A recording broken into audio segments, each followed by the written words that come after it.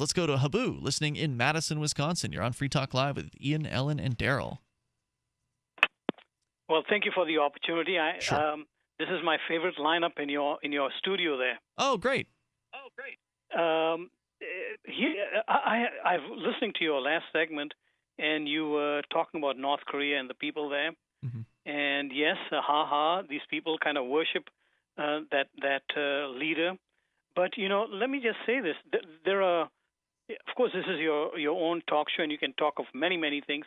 There are other things which are much more troubling on the horizon, and I'm talking about polls have shown that the majority of Americans are in favor of bombing ISIS, and that means what they couldn't do in Syria last year, they're going to do this year, and so I have no animus towards the people in North Korea.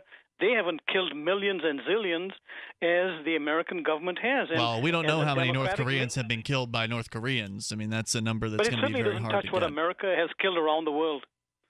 There's a good argument on that one. I mean, there's no doubt about that. Yeah, so let's not escape it. So yes, North Korea is a hideous example of what goes wrong when it becomes so totalitarian. But what's even worrying is when a democracy morphs into this monster that you talk about every other day. Whether it's police or going and bombing other countries. Oh, absolutely.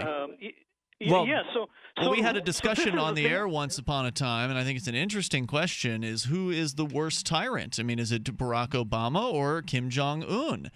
Because, as you pointed out, the American presidents are responsible for destroying millions upon millions of lives worldwide. And in North Korea, yeah, he's a little tyrant, but he's only a tyrant over his own little domain, not over the entire world. So it's very interesting kind of comparing the two and trying to decide who is the bigger tyrant and in which different ways. But go ahead with your points. Well, just real quick, you had said that it's bad when a democracy turns into a monster, and I would say that by definition, democracies are monsters because democracies allow the majority, or in most cases, the plurality of people to wind up, foisting their will upon everyone else. Right, but he's making a good point here, I think, is that, North Korea, although it is very destructive in the fact that it has this totalitarianist government, it's only committing these atrocities to people within the country. It's not going outside of its bounds and, throwing bombs at people like the U.S. has the capability and the riches to do. Right. Habu, go ahead. Yeah. Well, I think the young lady said it correctly and said it in fewer words than I did. But anyway, yeah. So this is a troubling issue, meaning that we are so scared out of our boots because of ISIS, or the propaganda from the mainstream media, not yours, of course, but the propaganda, and it is really driving Americans batty. And this is the way. Wasn't there a very famous saying that when fascism comes into the country, it'll come on the backs of democracy? It'll come waving a flag. I forget who it was that said that. And that's the same thing that's going to happen now. This is going to and this is of course the last consideration, but an important one. It is going to impoverish us. Already we are in penury thanks to 2 wars that were not necessary, let alone all the bad will it has engendered, and bad will around the world against the U.S. So, and what it has set in motion, which is even more problematic, the whole regions have become unstable.